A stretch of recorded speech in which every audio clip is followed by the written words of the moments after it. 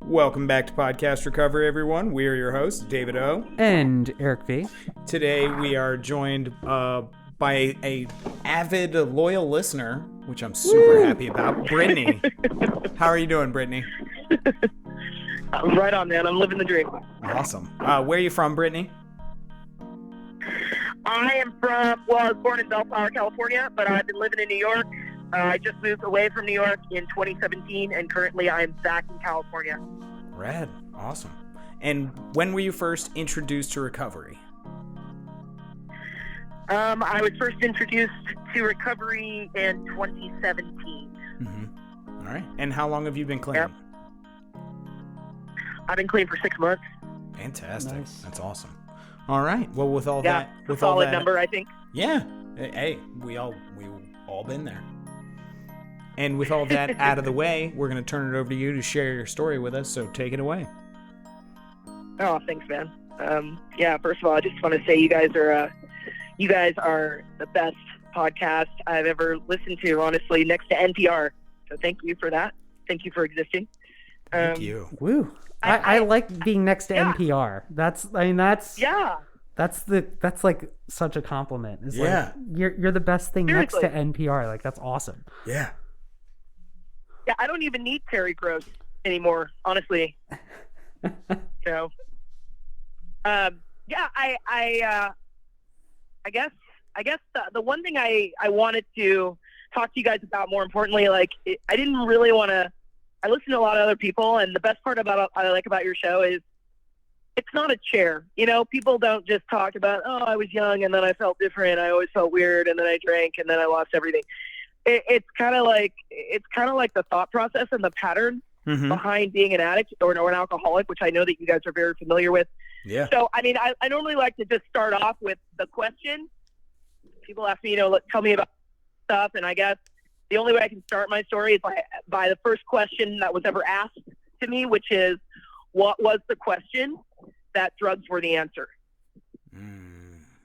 And bottom line, and I heard this on your show. A guy said he was addicted to more, and I could totally relate to that. All I've ever wanted, and it's really sad to say in retrospect, all I've ever wanted was to just feel better. Yeah. You know? Hell yeah. And just feel fucking better. And the best part for me about drugs back in the day, I've been using since I was 18 years old, and I realized I didn't like my reality. So with drugs, I got to change my perception of my reality. You know what I mean? Oh yeah. As opposed to feeling like shit because, you're a fucking loser living at home, like working at fucking Starbucks and, dating a married man. You're like, this fucking sucks. But then, if you pop a Percocet, you're like, wait, I'm a fucking rock star. Yeah. Hold on. You know what I mean? And so me, I was an addict before I got in, and just as a brief background of my story, like my mom's been smoking crack since crack was the shit, you know what I mean, in the 80s. And my grandparents knew that. And they said, listen, you go find your life. You go find yourself, and we'll take care of Brittany. And she was like, all right, that sounds great, And I never saw her ever again after that. And my grandfather's a psychologist, and my mom's a teacher. So that pretty much means we don't talk about our problems. We talk about other people's problems, And but the one thing they wanted to do is just give me everything I've ever wanted, because they knew had I stayed where I was at, I would have had nothing. And so they spoiled me fucking rotten, right? Damn it. And so I never worked for anything. I really, it wasn't a question of, how I was going to get something. It was like, when are we going to Toys R Us? You know what I mean? Yep. Which doesn't even exist anymore. Kids will never know Jeffrey Giraffe, and it makes me sad. Know. It makes me sad. Eric, what's a landline? Does anybody know anymore? A landline? I don't know. That's such an archaic. Yeah, I don't know. I mean, and Eric's such a technological wizard that he probably never deigned to touch a rotary phone in his life. Those are decorations, right? Yes, those are decorations, 100%. Okay. Yeah. Okay. It's like a rusted wagon wheel in your front yard. Yeah. Yeah. It's pretty much the same Dude, thing. it's just theater now. That's just a prop, bro. Yeah, totally. Yeah, well, so, like, I really, I was one of those kids that I never really finished anything I started, but that was okay, because I was always on to the next thing. I always wanted something new. I got everything I wanted. I loved the smell of new shit. Like, I'd go to stores and I would just get anything I wanted. Yeah. And it would never be enough. It would never be enough. I would watch movies, and there were certain movies I had to eat certain foods with, and there were times when I would drink a whole thing of Squeeze-Its, and then I'm wondering why I got to piss all day. Like, it was already happening. It was already happening, yeah. And I just hadn't put it in yet, Yep. In my teen years, man, I got this euphoric recall when it came to boys. Like, there were boys that I would it felt like that feeling that you get when you're on an elevator and just before the elevator stops, it's like that little up down thing. Mm-hmm. Yes, actually, can I pause you real quick? As I've gotten older, I've started getting way more vertigo from elevators. Is that weird? But like roller coasters, totally fine. But elevators, like, fuck me up for like a good 5 minutes. Take the stairs? Yeah, you're gonna need some Dramamine, my friend. Oh God, like, it's weird. Like, I feel like I'm like on an ocean for like 5 minutes after I get off, but I'm totally fine on a boat. That doesn't really make much sense, man. No, it doesn't. Roller coasters, totally fine. Boats, totally fine. Elevators, totally fucked. Weird. Okay, go on. So yes, the feeling of an elevator. I was really addicted to that, man. The common denominator between all these things that I'm talking about is I got a rush from these things, and I always wanted more of those things, right? And I occasionally in my 20s I started using Vicodin. I had a dentist appointment, and this was back in like 2000 and like, I don't know, fucking 5. I had a dentist appointment. They gave me Vicodin. There was extra Vicodin left after I was done with the antibiotic. Mm-hmm. And I remembered the first time I did Vicodin, I had an apartment. I was sleeping on a floor. It was very punk rock, if I do say so myself. Nice. And I remember that Vicodin made me feel so fucking safe. So fucking safe. Like it was like sleeping on like a cloud. I could sleep on it. There was no weird hangover. It was amazing. And I chased that. And I chased that in college. And then finally I graduated to cocaine. And I always told myself, my mom smokes crack. I'll never do cocaine. And you really went opposite end of the spectrum there. I went from Vicodin to cocaine. Hey, I'm not prejudiced, man. I hear you. I don't discriminate. I'm not discriminating either. That's just a hell of a gear shift. I was open-minded. I turned to my friend, this gay guy I was with at the time. We were driving in his white Mercedes in Los Angeles. I said, what am I going to feel like? And he was like, bitch, you're going to feel like Lindsay Lohan. I was like, sign me up. Yes, that's amazing. Sign me up, But I did Vicodin to coke, that's like going from reverse to like 5th gear instantly. That's fucking nuts. That's how you know what I mean? You break a brain transmission that way.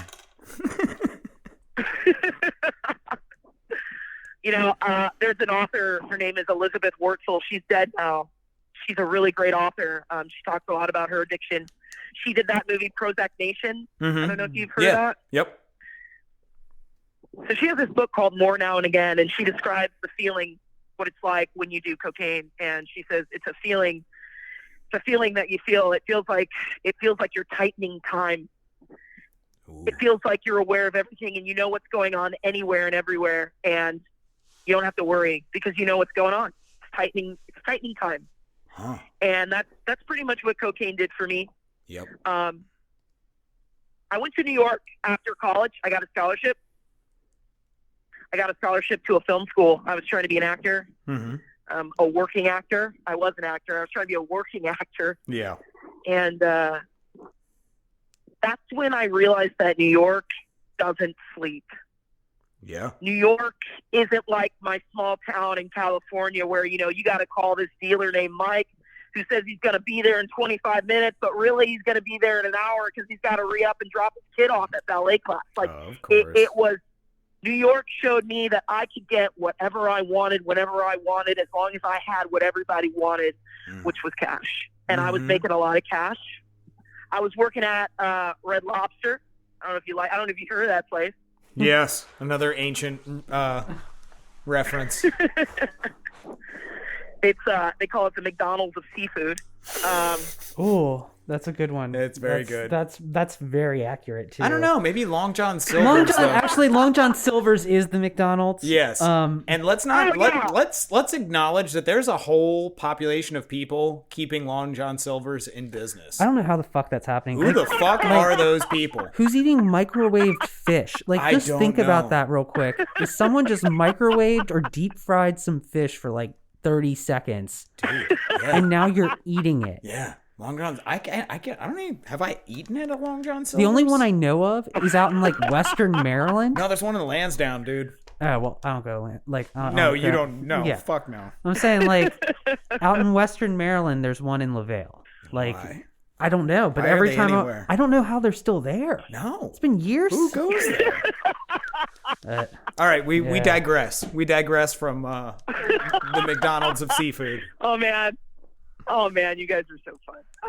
Yeah, and I was pulling like, this was for years when I worked in New York. I only worked as a server or a bartender. I was making $700 a day. Mm-hmm. I could make my rent in one day, and that I never made money like that before. Matter of fact, I never paid for shit before. That was my parents. That was my grandparents. Yeah. So when I had all this money, I realized, hey man, the dealers work in the restaurants. They're the cooks. Yep. You know what I mean? And so the money just funnels right back into the kitchen. And it got to the point where I was doing like so many pills a day. I met a guy there. He wound up being my boyfriend for 8 years. He was an addict as well. He left his wife for me. And that's something that nobody hears about anymore. But he did it for me. And he pretty much taught me how to be an adult, and he taught me how to be a better addict, meaning you don't get sick and you always make sure that you don't run out. And the number one thing that we get really good at as addicts is we don't stop. Yeah. We don't stop ever. Mm-hmm. We're going to commit to this. And, it got really, I moved in with him, and he's a musician. He's a great musician. We moved in, and we eventually got clean in 2013. But the thing is, I didn't know what recovery was. No one ever talked to me about recovery. I thought that people just like put drugs and alcohol down and they fucking put their pants on and they went to work. Nobody. Yeah. I didn't know about recovery at all. No one said anything about that. My grandpa, he didn't say anything, and he's a recovering alcoholic. I just thought you quit and you just do what you got to do. And so I was clean. I was dry, I guess, from 2013 to 2016. And here's the fun part. So 2016, throughout that duration of time, I started doing things that was very addict behavior, but I didn't know that. The first thing I started doing in 2013 when I got clean is I signed up for a shit ton of credit cards, and I got a whole bunch of eBay, Amazon accounts. Ooh. You know what I mean? I'm like, shit, I'm going to buy shit. You know what I mean? Because I want shit. I want a lot of it. Yep. I started buying shit, and that was fine. I was able to make that happen. Yeah. And then after a while, after I kept buying shit, I would buy so much shit, Eric and Dave, that I wouldn't even remember what the fuck I got myself. Boxes would show up, and I'd be like, what is this? Furry handcuffs? That's like Christmas every day. When did I don't know. And hold the phone. Did you say fuzzy handcuffs? She did say fuzzy. I did. Or furry handcuffs. Yeah. I did. Okay. I did. I just had to. Edible panties. Is that where you're going? Yeah. That's where I'm going. That's where I'm going. Those have got to be disgusting. Those have got to just taste repugnant. I mean, It's messy. even pre-use. What Pre-use. if they were made by like Haribo? Then we're talking something. You know what I now mean? If they're like fruit by the foot, hey, that's a great penis joke, by the way. Oh, shit. That's hilarious. That is pretty good. Shit. That is hilarious. That I just accidentally did that. But if it was You guys made are by out of like control. fruit by the foot or something like that, they might be You got decent. control. Oh yeah, Out of control. we're fucking nuts.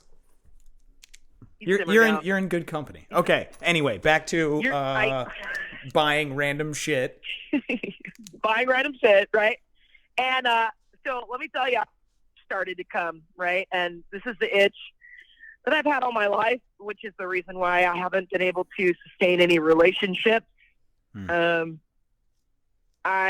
kind of started getting lonely in my relationship, and I was really upset because it started happening year 3, and I felt myself losing the feeling that I had for him, and I was really upset because I didn't want to lose it. Mm-hmm.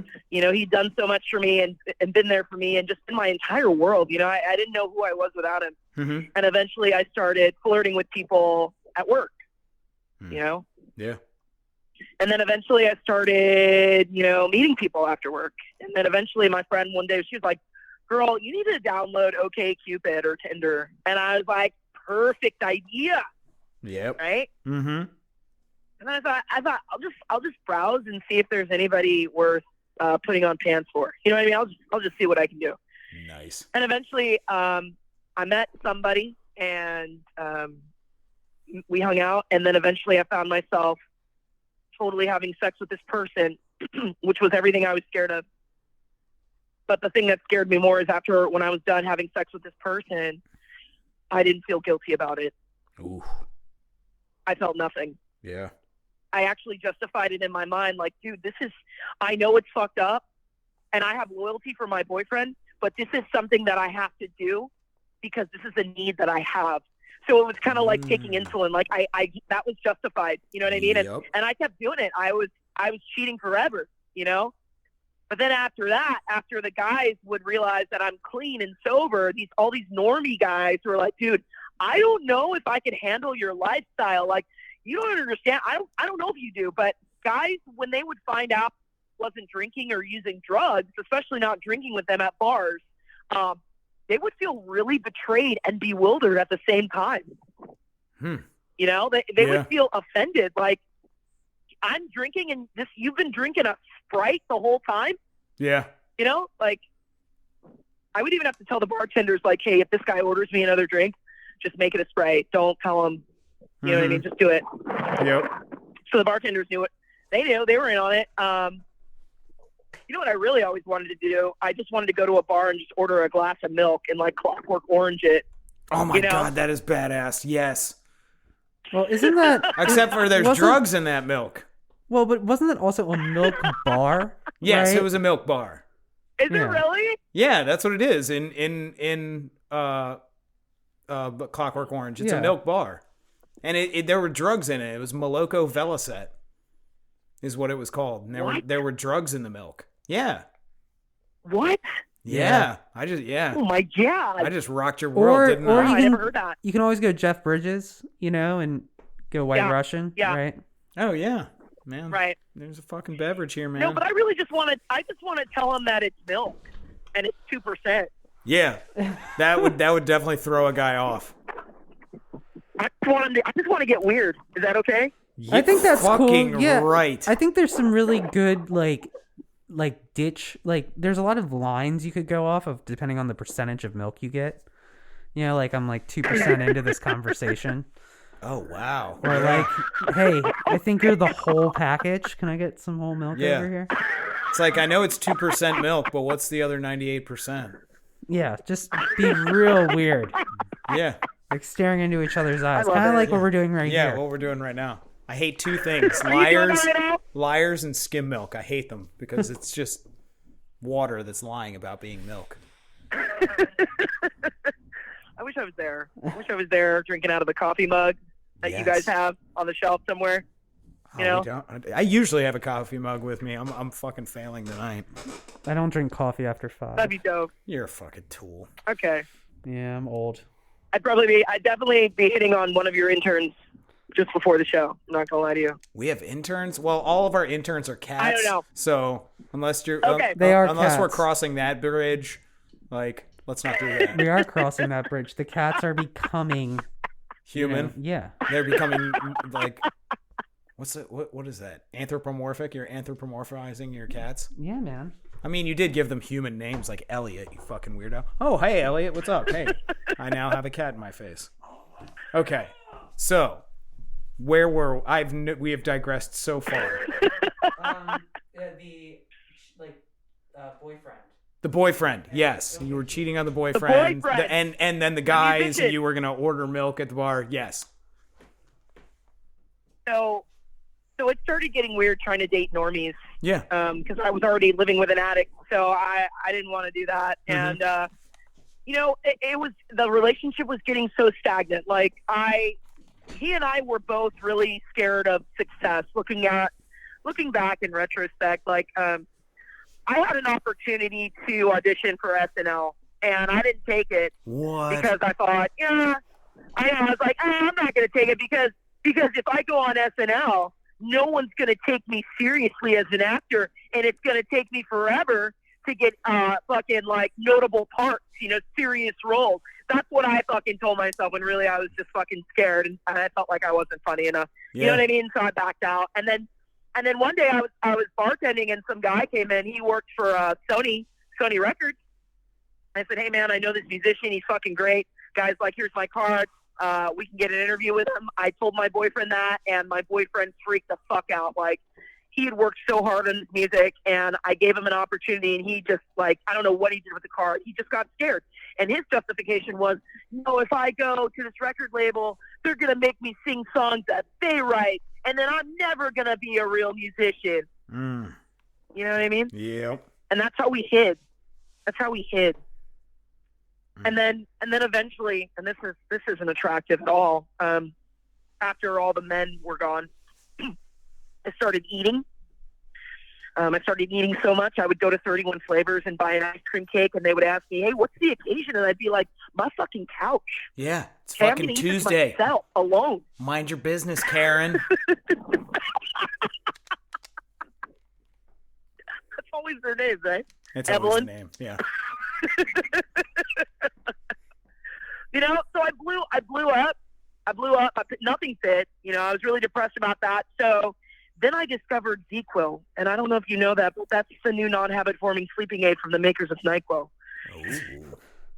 That was a great And I ad. used that. That was a great ad placement. Yeah, that was a good little advert. Just like little product promotion. I like Did it. you just say advert? Yeah. Take a lap, you fucking tool bag. Get out So of here. I just started sleeping. And this is where we bring it back to where it all began. It was time for me to go to the dentist. I had a dentist appointment coming up, and I love the dentist. I love the dentist because you get party favors normally. And but see, I remembered this being dry for 4 years. I remembered this. I said, "Damn, should I tell the dentist that I'm an addict and that I probably shouldn't get prescribed anything?" Mm-hmm. And then this other voice inside, we'll just call her Tiffany. She said, "No, man, like that's not your call to make. Here's what we're gonna do. We're gonna pray to God, okay? And we're gonna and you know what? If God thinks that we should have Vicodin after this appointment, we're not gonna stop him. That's His will, right? Wow. But if God doesn't give us, I know, right? That's fucking sick, right? But then I said, if God doesn't give me Vicodin, then I'm gonna do the right thing, and I'm not gonna ask for it. All right. Right? Seems reasonable. Sort of. So what do you think? What do you think the turnout was for that one? I'm voting Vicodin on that one. Well, I think God put Vicodin in your path. And Yeah. Ye take upon Vicodin and pop it in the mouth. In ye mouth? Also, are you sure? Are you sure your God isn't Amy Winehouse? Just saying. Oh my! Hey man, too soon. Yeah. Oh yeah. Too That's too soon. Yeah. Come on, man. Well, she was a fellow. I was just giving an homage to she was a fellow addict like her, and it was a tragic loss. That was bad. Poor form on me. Rest in peace, Amy Winehouse. Don't make yourself feel better now. You don't have Okay. to pacify me. Okay. I'm sorry. Anyway, moving on. So God gives you Vicodin, and ye taketh. So you're right. You're right. He gave me the Vicodin, and it felt like Christmas on 34th Street. I consumed it very quickly, and so did my boyfriend. And then eventually I was running low on the Vicodin, and I thought, shit, like, what am I gonna do? Like, what if my teeth hurt after all this Vicodin? And I gotta stock up. So I called my mom. I said, hey, Mom, I just want you to know, and when I say my mom, I mean my grandma. I said, Mom, I just want you to know I haven't relapsed, right? But I do got to go out in the street and get some Vicodin because my teeth might hurt. And if they don't have Vicodin, I'm probably just going to get some Oxy. And she was like, do what you got to do. Wow. Because my grandma's a normie, right? Yep. My grandma's a normie. Mm-hmm.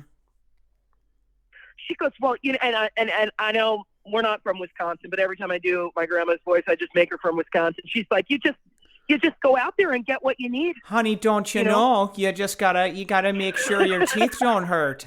Okay? Okay. If you need some oxys, you do some oxys, babe. You go get them.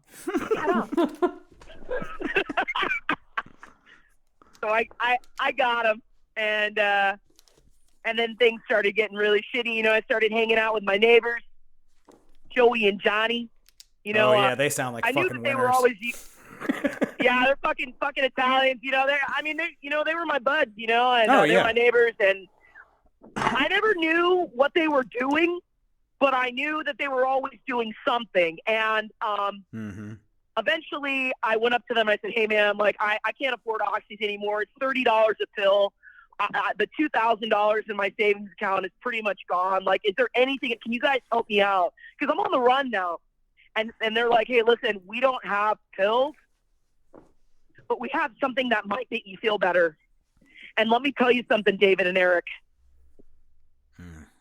In my heart of hearts, I knew that whatever this was that they were going to give me was going to fucking rock my fucking world. Yeah. And I knew that this probably was going to be the worst thing I've ever done in my life. But I fucking said yes anyway. I said, fucking take my money and go get it. And it turns out when they brought it back, I didn't know what the shit was. But it turns out it was fentanyl. Jesus. Right? I didn't even know. I never knew about fentanyl. I never knew. And I don't know if, in California, they have fentanyl patches. Yeah. And in New York, I didn't know about fentanyl patches. It came in a wax bag, and it was like half of a Splenda packet. You could snort it, you could shoot it. It didn't matter. It didn't matter. And they said, hey man, don't do all this in one sitting. Just do not even half the bag, because you'll die.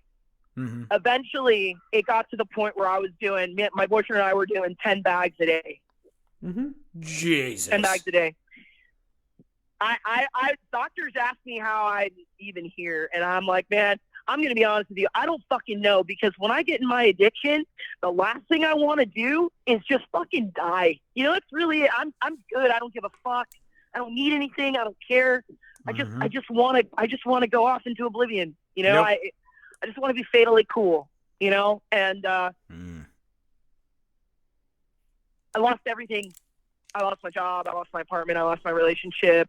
My boyfriend's mom put me on a train from New York to Virginia to California. Wait, you took a train? That was the worst train ride ever. You took a train across the country? I did. I had to. Man.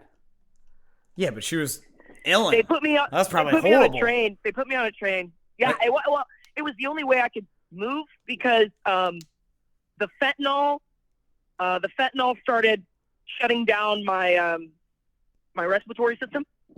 Whoa. So the doctor said my brain was shutting down my respiratory system, and whenever I sat down, my nose would close, which freaked me out, because I'd have to breathe through my mouth, and then eventually my mouth would get dry. Like, I'd have panic attacks. My feet were filled with water. I was 80 pounds. Whoa. It was really sad. Like, I scared a lot of people. And so when I got on that train, I eventually had to get off that train because I was starting to get sick. And I got off in Denver. And Denver's great. I don't know if you guys have been to Denver, but you know, these people are so nice. It's like Canada. Yeah. You know, it's like no black people at all, by the way. But I was the only one. But I got to Denver, and just so you guys know, I'm not really I don't have a cool, like, I have 2 strikes and I've been to prison, and like I'm down in the streets and I have a hustle. Like, people ask me how I provided money for drugs. I'm like, dude, I went to work. You know, like, I don't. And so when I got to Denver, I walked up to these homeless people, you know, and I was like, hey, does anybody know where I can get some drugs? You know? And everyone's like, you're a fucking cop. Fuck off. People think I'm a cop all the time. It's ridiculous. I don't know how. I don't get it. But I met a couple, and they got me. I said, hey, I'm looking for some dope, you know? And they were like, cool, we got you. They come back. They come back with meth. Turns out everybody everywhere, dope is code for any drug that anyone's doing anywhere. I didn't know that. Yeah. I was like, you guys, I was looking for heroin. Like, what is this? And it's fucking meth. Yeah. I think maybe that's like an East Coast thing. Like, dope on the East Coast that's heroin. Yeah, that's heroin. Like, I don't think of dope as anything but heroin. No, but like my parents, like when I would get caught smoking weed, they'd be like, "Oh, you're smoking dope, right?" I'm like, "I'm not smoking dope. I'm smoking pot. This isn't black tar. Like, do you see this? Like, you can call pot or weed." And I'm like, "Yeah, okay, cool." Like, but you're calling it dope because back in the '60s, smoking dope was fucking weed. That's Nixon's thing, yeah. Yeah. You damn dirty dope smokers. That was a decent impression of Nixon. That wasn't bad, right on. That was my first Nixon impersonation, and I fucking nailed it. Okay. So you did. That was hot. So, Jesus, a Nixon impersonation is hot? Never. Chicks love Nixon, man. Chicks love Nixon. Well, yeah. I'll give him that tricky dick. Hey-o! Oh, no. I don't know. Oh, God. So we move on. You're going to, listen, my period just started. That's how much you're affecting me right now. Oh, that's terrible. But okay, so dope is meth in Colorado. Continue. Colorado. And what I want to do, more importantly, is just jump to right now, because this is where I was headed to. Mm-hmm. And realistically, it's taken me 8 years to understand what recovery is. So when I got here on Halloween 2017, I went to so many rehabs. I got kicked out of so many rehabs. I didn't understand why I got kicked out of rehab. Mm-hmm. I just thought if people were unfair or racist or sexist or whatever, you know. Turns out, looking back, I was a fucking asshole. Like, I walked into rehab thinking, like, I'm gonna rock this shit up. It's gonna be the best show ever. This is gonna be like a fucking Kelly Clarkson tour. Like, I'm gonna rock all the rehabs everywhere, and I'm gonna nail it. And after I went to my last rehab, I graduated from that rehab, and I was like, great, you know, like, my parents, my grandparents are happy, you know, like, I really did it. I completed it. It's done. It's great. And what I realize now, from 4 years ago, I didn't really understand rehab, and I don't think a lot of people understand that there is an art to rehab. There's a self-awareness that you need to have. There's a self-awareness that you need to have to be in rehab. Like, I went to rehab because I thought I needed it, and because I thought my parents thought that I needed it, and I treated rehab like it was college. Like, I would show up with all my paperwork and my pencils and my whatever they wanted me to bring. Mm-hmm. I would do my homework. I would do my chores. And then I would go right back to my room and be an asshole and be selfish and godless and thoughtless and closed-minded. And I had no idea that I was supposed to implement these tools in my daily life and change. Mm-hmm. They told me I had to change everything. Yeah. But I guess I didn't connect those things. I just thought that I just had to do the homework and show up for groups, and then I could just do me. So after I left rehab, I went back to my grandparents' house, and I did me. You know, and what I guess I'm trying to say is what I didn't have was emotional sobriety. Ooh. So technically, I was still dry, and I didn't even know it. Mm-hmm. And I tried to stay clean, you know, for a while. I relapsed. Like I said, I got clean in 2018, and then I recently relapsed 6 months ago. And I did that because a friend of mine did it. She relapsed. I met her in Narcotics Anonymous. Everyone that I've ever used with, I've met in Narcotics Anonymous. She relapsed, and then I was like, damn, dude, I'm on step 6 right now. I got time to relapse. I think I could do a relapse really quick. You know what I mean? And so it's like, so she relapsed on meth. Some guy that she's in love with got out of prison, and he sells meth, and she got back on that. Tale as old as time. You know what? Right? So they're in love, you know? They're in love, and I thought, okay, I used that one day, and I woke up the next day, and I was like, dude, I just used last night, and I still have a place to live. I still have a job. My limbs are intact. I didn't get stabbed in the neck. Like, I was like, dude, I can do this. I can smoke meth occasionally and still go to work with my great job, you know, and be okay and live off the land of my parents. You know, it's going to be all right. I guess I didn't remember, and most addicts and alcoholics don't, is that, yeah, nothing's going to happen the next day, but those days are going to add up. You're going to rack those days up, and shit gets fucking worse. Oh, yeah. Every time. I mean, and I don't want to tell you, I don't want to go into detail how bad it got, but I'm just going to throw in, you know, there was a stolen rental car that happened. A dealer took $2,000 out of my account. COVID hit. You know, like, my parents finally realized that I was doing dope again, and I was trying to. They hired a sponsor for me, a family friend, and I was trying to do dope and work the steps at the same time. Wow. You know, like, I bet you were doing it pretty goddamn fast. Right? And you know the scary part about meth is that meth is the only drug that's ever made me feel like I was managing just fine. Like heroin, fentanyl, cocaine, pills. Like, I saw shit falling apart really bad, and I'm like, oh, fuck, this is shitty. But meth tells you, dude, this is manageable. We're doing pretty good for where we're at. Huh. Did you ever do meth, Eric? It is. Only by accident, but yeah, we also live in Baltimore, you know. Yeah, we're in. So, like, where the fuck am I gonna go to get some meth? I've never even seen meth, like, in real life. It's easy. It's easy to go to, like, you know, and get crack or to get dope, but to get like meth, I don't even know where the fuck. Like, I guess instead of going into the city, I would go west. Yeah, we go to West Virginia. Yeah. They hand it out when you cross the state line. It's very, very true. I'm sorry, West Virginia. That was rude. I'm sorry. Yeah, Nah, I'm fine with crack, it. You know? Crack is a different beast. Oh, yeah. Crack makes me whisper. Crack makes me whisper for some reason after I smoke it. I don't know why. Well, it's because it's how hot it is. You know, you're like, like you like, I don't know, man. Like, have you ever smoked crack? I've never smoked crack. So, smoked lots of coke. Crack is. I was fancy. I'm an aristocrat. I was smoking cocaine. There's nothing that makes me feel dirtier than taking a hit of crack. I'm sure. Really? There's nothing that makes, and I know some people like glamorize it, but like, I don't know. When I'm like resin up a stem, I'm not thinking like, oh man, I feel like really glamorous right now, you know? Like, let me break out like the cognac and like some fucking like, I don't know, Nat Sherman cigarettes, and we're gonna smoke here and res out this, you know, broken crack pipe. And your smoker's jacket. Don't forget your smoking robe. Yeah. Hell yeah. That has burn holes in it. Don't forget about that. Fuck no, I was smoking coke out of a light bulb in my underwear. It was good stuff. Good times. Oh my god.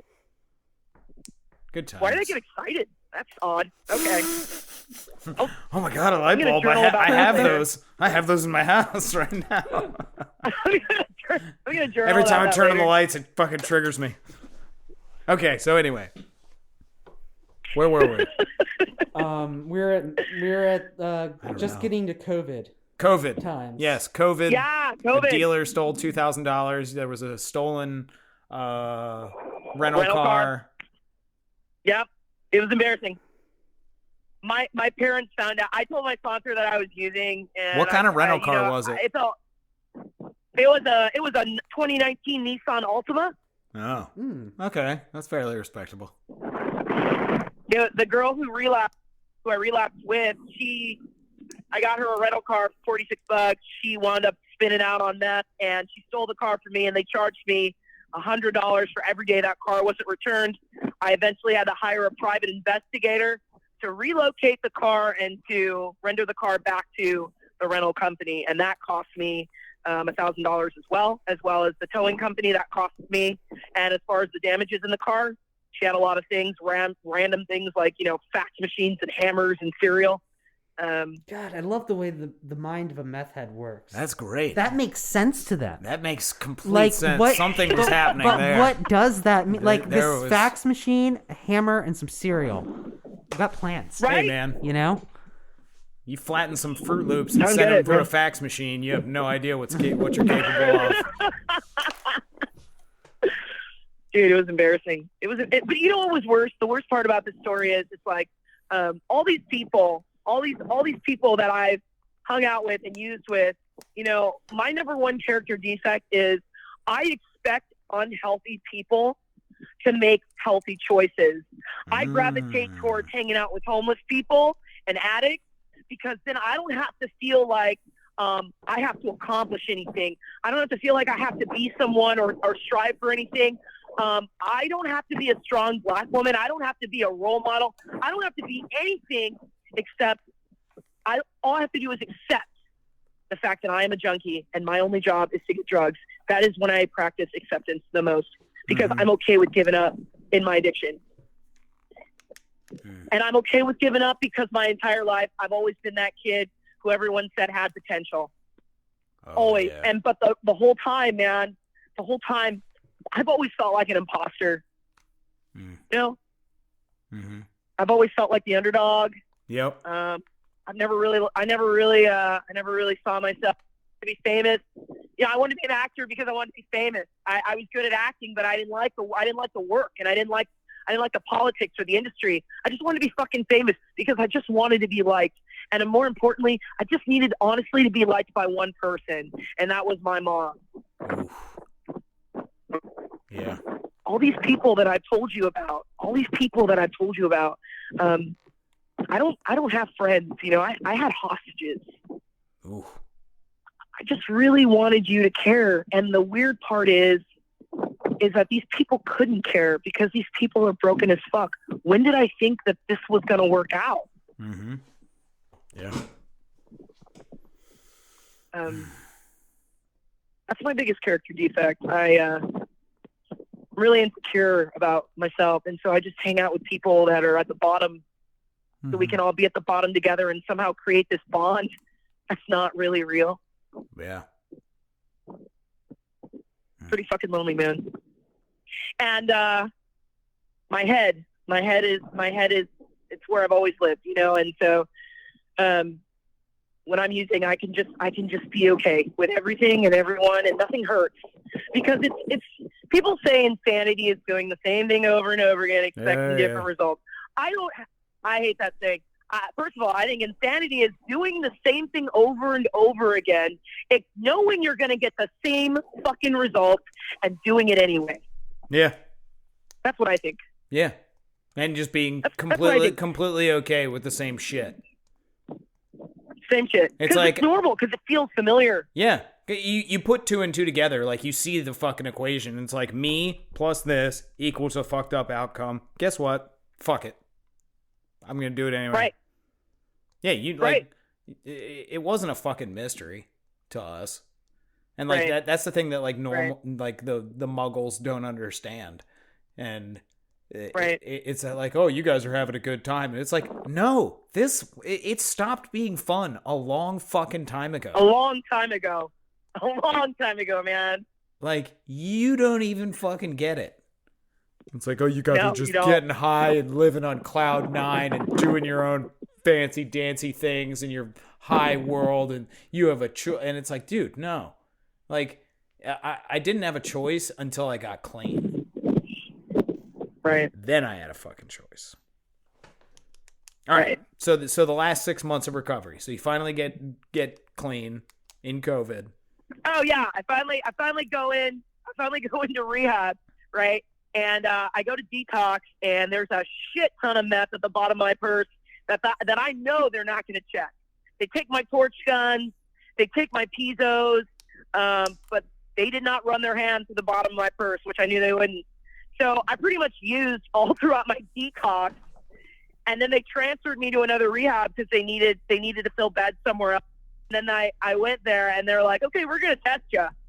And I was like, holy shit, I didn't even fucking think about that. Like, they're going to fucking kick me out of here, and then where am I going to go? My parents are going to find out that I got fucking kicked out of detox and out of rehab before I even got clean? Like, this is bad, you know? Like, that's pretty epic. But you know what? Honestly, they kept me. They kept me, and I was like, wow, dude. And the day they kept me, they told me it was 420. And I called my parents and said, hey, my clean date's 4/20/2020. And they're like, wow, that's your Nana's birthday. And that hit me. That hit me really hard because my Nana was fucking awesome. I never got to say goodbye to my Nana on her deathbed because I figured that she was going to be out of it on her deathbed. And I was trying to get drugs. This is in my college days. So I was like, hey, just tell Nana I'll call her back. And I never did. I never did. You know? And so that's why, I mean, more importantly, that's why this clean date, if I relapse after this clean date, Eric and Dave, let me tell you something. You're never going to see me again. Because if I surrender my Nana's birthday, the one thing I could fucking do for my Nana, I won't make it back. Mm-hmm. I know that now. I'm not just giving up my clean time. I'm giving up the one memento, you know, the one thing I could pay forward, the one thing I could have to cherish my Nana with. It wouldn't be good. But to wrap it up, man, I got clean with my same sponsor who told me to lose her number. She's like, you know, you'll never fucking get it. I got clean. I got emotional sobriety. And the best part about this time being clean is God took me back. And I've always been very indifferent about God. Like I thought, you know, I believe in God. You know, he can sit shotgun, but I'm driving this car. Trust and believe. And I like to drive off cliffs. So if he wants to stick around, you know, let's fucking go, man. Let's Bonnie and Clyde it, you know. Hope you can fly, God. I got God. Right? You be my Clyde. And and the reason why I know this is different for me because, you know, a long time ago I was dating this guy. He was like a really huge figure in the recovery community. And I got mad at him because he didn't want to date, you know, fucking Capricorns, you know, they're heartless. They are. Sons of bitches. They're cold, man. Fucking double Capricorn over here. But he said he didn't want to date me. And I was like, man, fuck you. He was like, and then he started praying for me on the phone. He said, God, you know, please bless Brittany and please wrap her in your white light and please fill the hole that only you can fill. Please give her the serenity to know that you're the only thing she needs. And I was like, are you serious, Kevin? Are you serious? Say what you got to say, Eric. Like, fuck this guy. That would infuriate me. Oh, God, yeah. If it was somebody out like I was interested in and they're like, no, I'm not going to fucking date you, but I will pray with you right now. I'd be like, get fucked. Fuck off. Yeah, like, fuck who off, the dude. fuck Yeah. do you think you are? Like, you got fucking God on speed dial over there? Fucking Johnny Recovery? Fuck you, dude. but what's your spiritual answer to this? Yeah, what are you doing spiritually? You're really angry, Dave. You're really angry. Like, that's like, I'm putting myself totally in your shoes and I'm gonna be like, dude, I'm gonna go jerk off like to the thought of you getting in a car accident, you asshole. Fuck you. Oh my God. I'm sorry. Wow. That was bad. That was really, I don't know. That Dave. just struck a chord with me at the moment. Brittany, I was just like, Jesus. you took David up a little bit, Yeah, man. Like yeah, he's a I level I got a little above now, spicy. yeah? I had to pick up my thinking cigarette, and you know, I gotta rethink some shit. Oh, fuck. Yeah. Don't catch a resentment, Dave. Don't No. catch a resentment, man. It's over. Against a random dude that I don't even know. No, we're good. We're good. We're fine. No, but I get it. Like, yeah, your heart's in the right place, but like that's such a level of condescension that's just like, ugh. Gross. Yep. Okay, so he's praying to God for you, for your mortal But soul. guess what? What? It worked? But guess what, you guys? It worked? He was fucking right. Yeah, exactly. He was fucking right.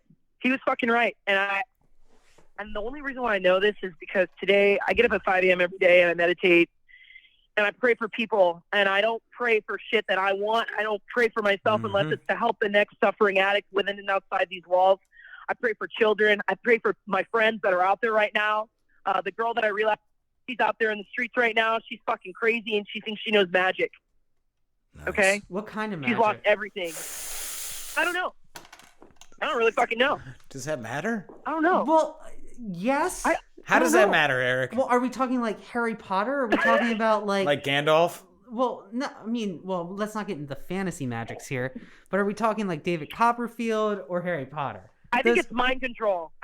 So, all right, Oh. so that's David That's Blaine? kind of cerebral like Yeah, that. so she's like a mentalist. Yeah. Ooh. Yeah, that's what meth is very cerebral. So yeah, I think that's sure. what's happening right now. But it's like today. It's like I understand that now that I can talk to God whenever I want to, and there's a lot of anger that I still have that I'm working on. I get very angry sometimes because I feel like people are very condescending, and I also live in a shelter where there are a lot of broken women here who are trying to change, but they're in between change. So their character defects, their symptoms, I have to put up with, and at the same time I have to remember, well, they're fucking broken, and kindness scares these people. Yeah. And that's what I'm learning is that not everybody, unfortunately, my parents told me growing up that I was fucking great. And then I got into this world and I realized that not everybody fucking likes me. And I go through these phases where I'm like, fuck, like, why am I even doing this? Fuck this. It doesn't pay to be nice. Nice guys finish last. And then I'm like, dude, there are people living on the street that got fucking nothing and no family and no support. You're mad because nobody likes you. And then I'm just like fucking sad and guilty because I can't even believe that I cried over something so shallow. So it's like, this is the cycle that I'm going through right now in my life. And I'm trying to keep working on just acceptance and knowing that everything that's happening right now is the way that God wants it to be. And if I reject that, then I'm saying that God's making mistakes. And a lot of people think I'm fucking weird for having Christ in my life. A lot of people think I'm a goody two-shoes. A lot of people hate me for excelling in this program. But guess what? I always vowed that I would never be a rat. And by not being a rat, got me kicked out of rehab, got me fired from jobs. You know what I mean? Guess what? Today I'm going to do the most popular thing for me right now is to do the right thing. And the right thing isn't always sexy or cool or fun, but I can't be somebody I'm not anymore. Yeah. I won't. Yeah. I won't. And that's pretty much where I'm at, you guys. Like I'm on step 11. And Fantastic. I'm doing Zoom meetings, and I'm doing my daily meditations, and I quit smoking July 25th. That's crazy. Yeah. Don't look at me, Eric. I put cigarettes down. I already knew Eric Put it was down. fucking looking at me. Cigarettes are hard. Cigarettes are one of the harder ones. So It is. Congratulations. It is, Yeah, man. that Really is. fucking Thank hard. you. Yeah, that's fucking awesome. Fucking hard, man. Yeah. Fucking hard, dude. I Alright. think cigarettes so are honestly like. They're the fucking worst thing I ever picked up. I think Out of all the Or- drugs I've ever done, nicotine's the fucking worst. I think the Yeah. hardest, personally, which is hardest, harder yeah. than cigarettes, is like sugar Oh, / like Fuck, Yeah.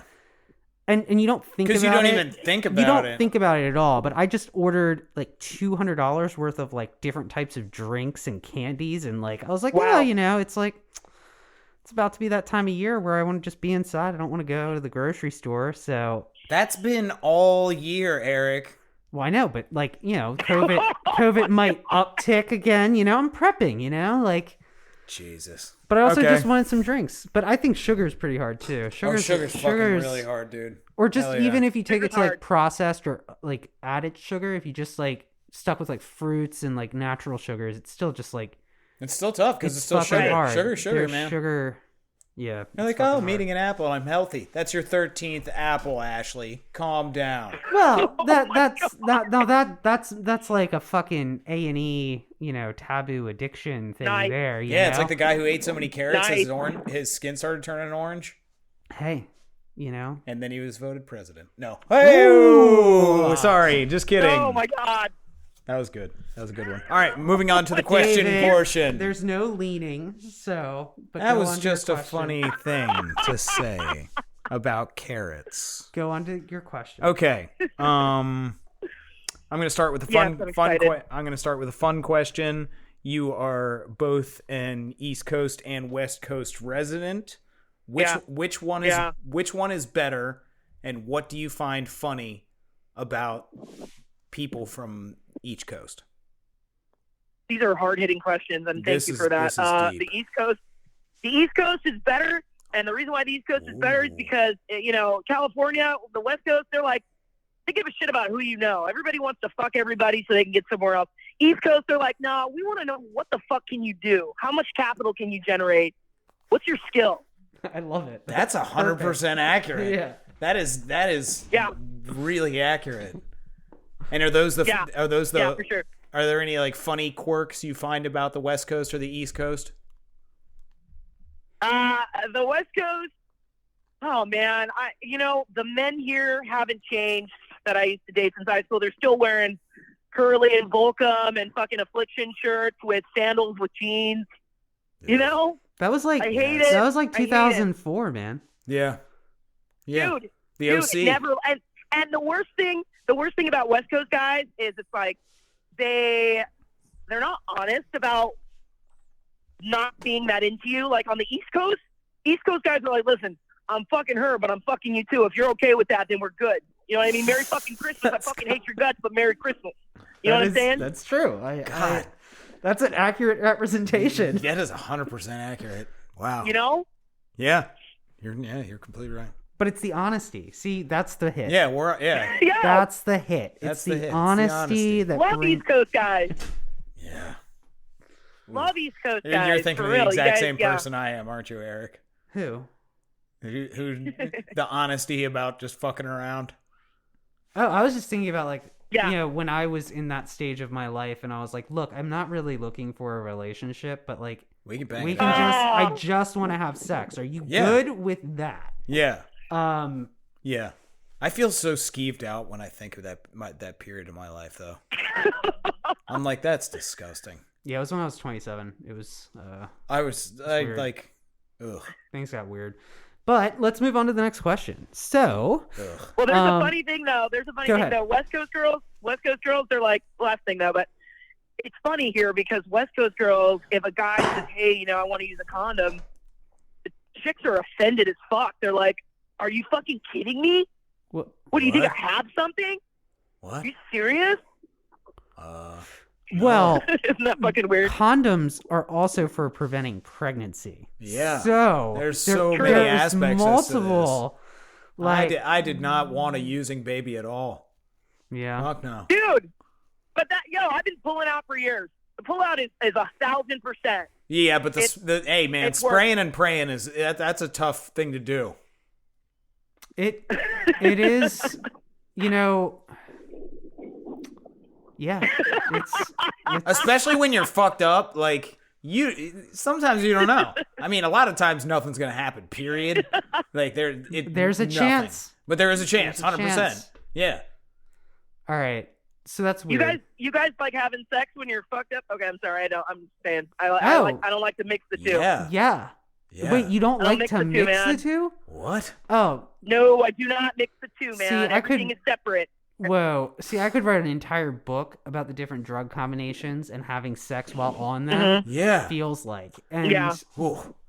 Cocaine and sex? Wow. That's amazing. It's That's a negative. There are negative. Yes. There's been, by the way, there's been so many movie references in this episode that I'm just supremely happy about. All right. So let's we'll moving on. We'll move on. But okay. All right. So you were in the arts and I mean, I spent a lot of my 20s kind of in the, like music or trying to do film and photography type like scene. And I know, I just know how it is, right? Like it's hard to kind of separate the art from the drug culture that surrounds the arts. Oh yeah. So, right, yeah. I mean, how much of that kind of like, do you feel like just fueled your, addiction? And like, if you were to go back into those situations, like what would you change? Oh, dude, I have an answer for this too. You know what? I'm going to be honest with you. When I went to college on the West Coast for theater kids are way different than film kids. So theater kids engage in a lot of wine drinking, a lot of smoking, a lot of psychedelics. Like that's everywhere when I was in that environment. When I got to New York, and I went to film school. These kids that paid $40,000 to be at this school along with me, they did not fucking party. They went there with intentions, and so I was the one who was missing class because I was doing coke in the East Village and on St. Mark's and just hanging out and not going to class. And I figured, hey, I paid for this shit. Why should I have to go? So for me, I started using a lot more also because my parents were in a completely different state. Mm-hmm. I don't have to be at home or tell them when I'm coming home. Yeah. Mm-hmm. And I could get drugs anytime I want. Oh, man. I can't say no to that. Mm-hmm. All right.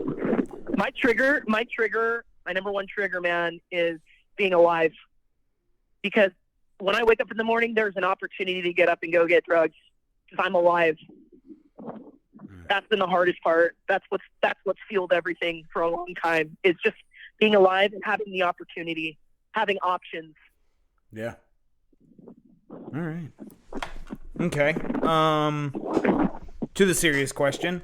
So, what power or perspective have you found from your most recent relapse? Rephrase that question. Rephrase the question. Okay, so So like a lot of people when they have a relapse, like they're filled with a lot of shame, guilt, regret.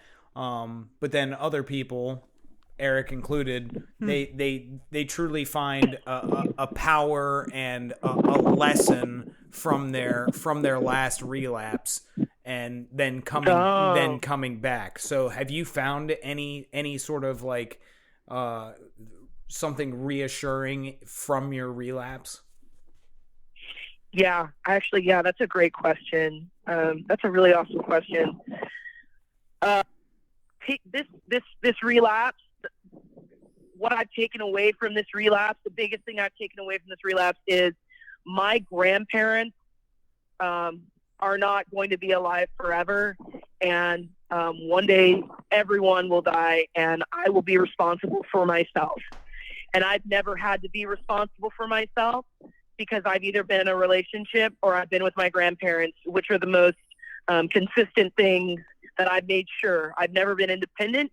Mm-hmm. So coming into this treatment this time, I realized, hey man, if I don't fucking take care of myself and learn how to live life on life's terms, I'm not going to make it. And when I got to California, my parents gave me a really awesome card. They said, here, this is actually a card for the coroners.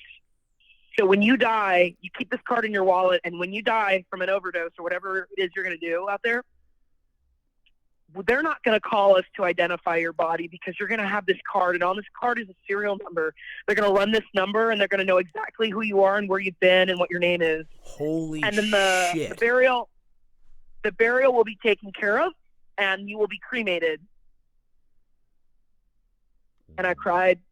I said, I don't want this card. They said, it doesn't matter. My grandpa said, it doesn't matter. It's already done. There's nothing I can do for you, but what we're not going to do is watch you do this and wonder if you're ever going to be all right. And that hurt, man. And you know, my grandpa said, I don't know about the last rehab you went to. You thought you got something out of that, but you didn't. I don't know who told you that you successfully did this program well just because you graduated. You didn't. And I was crying. I said, Grandpa, I did get it. I did get it. And in the midst of me defending myself that I did get it, I realized, dude, you're smoking meth at your grandparents' house and they have no idea, but they somehow know that you didn't get it. I almost forgot I was smoking meth. Wow. That was fucking powerful. Holy shit. What do you got, Eric? All right, so top that one, buddy. Is this a competition or do you? Dude, you know it always is. Oh my god, David! It's a totally one-sided competition because Eric doesn't give a fuck. But I'm like, yeah, beat that question, bitch. Oh my god. See, I don't really need the ego boost. Mic drop. So I'll let you have it. I know you need the win. I think we So, all. I think let we him have all it. need the win right so now. let's. He needs it. So let's needs it. Ouch. All right, let's do this. This is like my favorite question. So Ooh. Ooh, do it. you've had a few you've had a few different stints in recovery, and Yeah. recovery, but that's okay. I mean, recovery changes. Yep. And from where you were a few years ago to where you are now, whatever that means, recovery is different now. So like, what is your recovery mean to you at this point in your life? Okay, you did beat me. Man. Oh, that's a good one, though. That's a really good one. Yes. Recovery to me now, man, it's a chance. It's just a chance for me to be restored and to finally accept who I am and who I've been. And recovery is an opportunity for me to heal, because the one thing that hurts, and that's hurt for a while, for years now, is the fact that my mom never came back for me. Mm-hmm. She left me, and when she did come around, she was a dick, because half the time she was sick and she said things that she doesn't remember. And the worst part is, it's like, I confronted her a month ago, because she always acts like we're best friends, and we're not. I don't even know her like that. Mm-hmm. And I finally confronted her. I said, why did you do this to me? Why did you do this to all your kids? You had us, and then you left us. And I said, you left me, Mom. And she denied everything. And she said that it was my grandparents' fault. And I called my grandparents and I said, why would she say those things? And they said, we never wanted to tell you. Your mom is schizoaffective. You're never going to get the answers. Oh, wow. She's never going to take accountability. She's never going to take accountability for what you know is true. She's never going to tell the truth, because she can't. Yeah. So recovery for me is, as corny as it sounds, is I get to now look at that inner child that I don't recognize and just know that I don't got to fight anymore to feel safe. I don't got to put in anymore to feel safe. I get to reach out to a community of people and know that there is assurance in that, because to me, safety is a state of mind, man. That's all I fucking need. Everything's okay, even if it's not. It's gonna be okay, though. Yeah.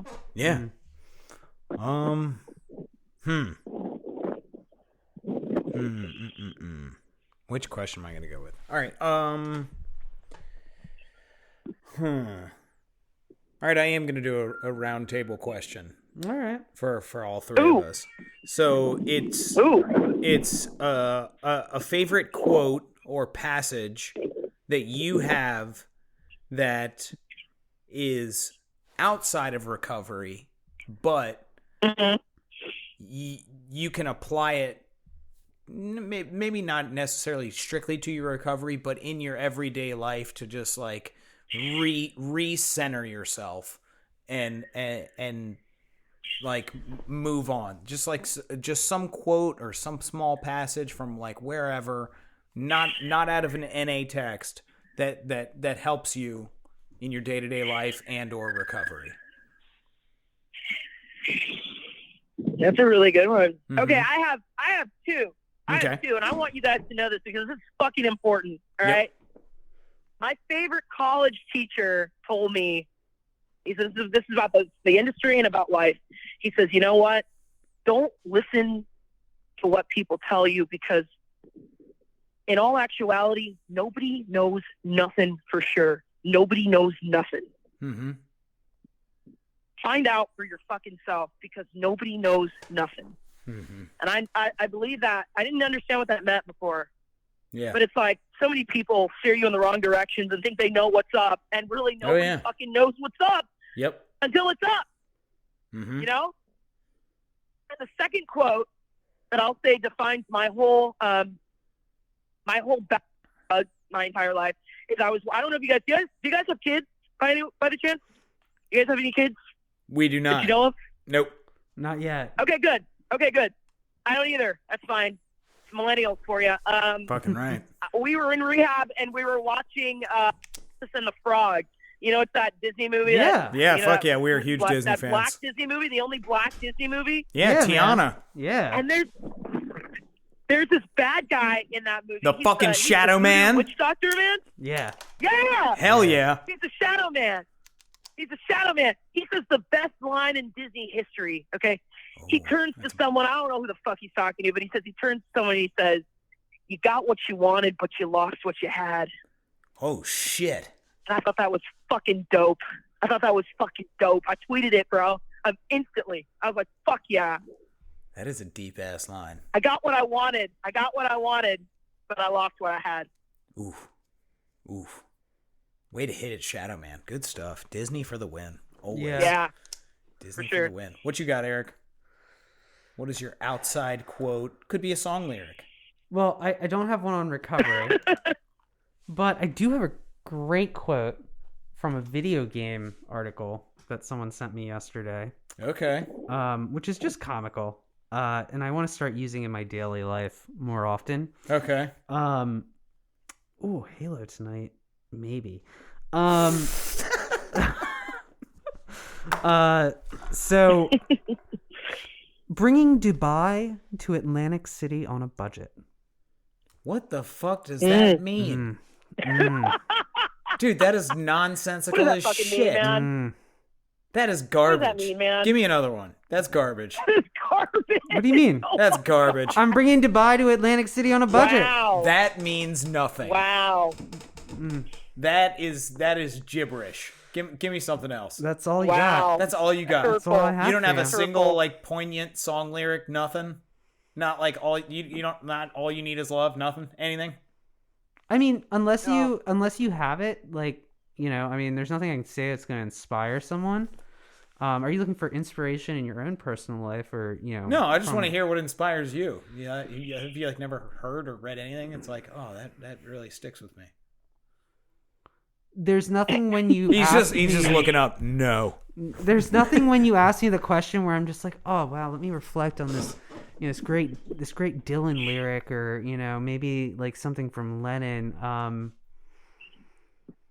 I don't know, man. I take a lot of different things from a lot of different people, and I don't put anyone on a hierarchical, you know, summit. All right, that was fucking useless. All right. Mine. The one I like. I love quotes, and they like. There's so many of them. I'm gonna give you two as well. One, which is technically a Disney now. From the MCU. Okay. Oh, Nightmare? No. This was from Doctor Strange. You've heard the quote, Eric. Probably. And I love this quote. It's fantastic, and it's what she says. Fuck, I forgot her name. Tilda Swinton. The ancient one. Yeah, Tilda Swinton. She says, "We never lose our demons. We just learn to live above them." And like when I heard that, I was just like, "Oh, it's so true." Wow. Yeah, because it's true. It's 100% true. You never lose them. Like they're there, like, but we're learning to live above them, and that's fucking fantastic. Wow. So when I heard that, that stuck with me. And probably my favorite of all time is still Walt Whitman, and he said, Nice. I'm as bad as the worst, but thank God I'm as good as the best." And Wow. Yeah. I've just always loved that quote. It just puts me right back on the same like playing field and mindset as everybody else. I'm like, I am no better than or worse than anybody on this planet, and like we're all the same. And like, even though I have that capability to be as bad as the worst, I have the capability to be as good as the best, and it's up to me to really make that decision on like which way I'm gonna go. And yeah, that's where I'm at. Wow. Can I ask you guys a question? Absolutely. You guys are so fucking fascinating. Yeah. Okay. All right. One at a time though. What's your favorite drug movie? Oh. What's your favorite drug movie? I can answer mine. Spun. Spun, really? Spun. Oh my God! Are you serious? Yeah, Spun. It's definitely Spun. John Leguizamo. Brittany Murphy, rest in peace. Do you know Billy Corgan did the score for that film? Yes, he actually does a acoustic version of an Iron Maiden song right in the opening credits of that. Yeah. It's Yeah. Number of the Beast. He does an acoustic version of Number of the Wow. Beast in the credits, and it's so good. They're all good though. Like Trainspotting's fucking great. Trainspotting's fucking like great. Trainspotting. Requiem is like amazing. Requiem's Requiem. very good. You guys seen Candy? You guys seen Candy with Heath Ledger? I have not. No, I don't think Oh, so. yeah, I've Candy. not. Check it out. Check it out. Ooh, best drug movie. Jeffrey Rush is in it. Best drug movie. That's fucking tough, man. That's drug movie, man. I think I have to go Fear and Loathing. Oh, wow. Yeah. That's deep. Fear and That's pretty Loathing hardcore. is incredibly hardcore. But I'm gonna throw a second one in there that I saw in Recovery, and it is very profoundly moving because I think it does a great job of showing sort of the insanity of addiction, particularly alcoholism. But it's Flight with Denzel Washington. That fucking movie. Oh, the one where he's a pilot? Yes. Yeah.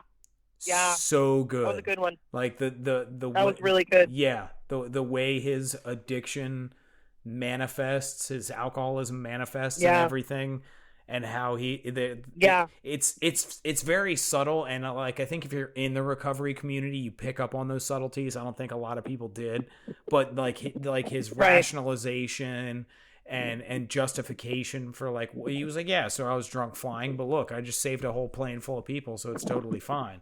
And then it just spirals downhill from there.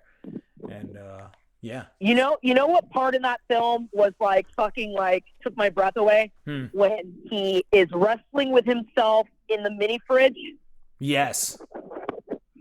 Yeah. And he finally takes that fucking bottle and closes it, and you're like, oh fuck. Yep. That was a good shot, I believe. Yeah. So yeah, Flight is very good. There's a lot of them. There's quite a bit. And I think one of the low key ones, which it becomes a drug movie, but it's not considered a drug movie. If you say Enter the Void, I will be like, get the fuck out of here. No. Not happening. I was gonna say Goodfellas. I don't count that as a drug movie. No, it's not a drug movie at all. Okay. Absolutely not. But his like dissension with cocaine is very palatable. Yeah. It's like what, like how he just like keeps staring at the helicopter and like looking out the blinds and all that shit. I'm like, oh yeah, that's that. And he's just. I'm gonna be honest with you. The most relatable character that I think could possibly describe or encompass my addiction. I think. Sharon Stone. Oh wow. Oof. Yeah. That's what my addiction looked like. Yeah. Definitely. Oof. That's a tough one. Fuck, and I had just thought of another one, but I forgot it. Hold on, give me 1 second. Give me 1 second. Kids? The Doors? Kids? No. Party Monster? It popped in there and then it ran away. Sorry. Too bad. Oh, well. All right. Well, it looks like we are out of time, but we would love to thank our amazing guest, Brittany, for joining us. Woo! Yay! You did a great... you guys do that to all the black girls. You guys do that for all the black girls. I mean, no. Not really. We do it for everybody. So it's not just like the black girls. That's true, yeah. Yeah, it's not. You're right.